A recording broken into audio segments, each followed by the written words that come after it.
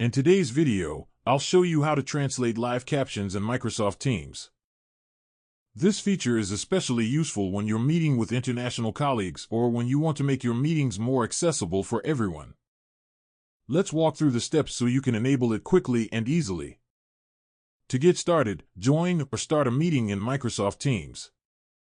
Once you're inside the meeting, look at the meeting controls and click the More Options button, represented by the three dots. From the menu that appears, scroll down and select Language and Speech. This is where you manage caption and language settings for your meeting. Next, click Show Live Captions. As soon as you do this, captions will begin appearing at the bottom of your meeting screen, making it easier to follow along with the conversation. One of the most powerful features of live captions is the ability to change the spoken language. By default, captions are displayed in English.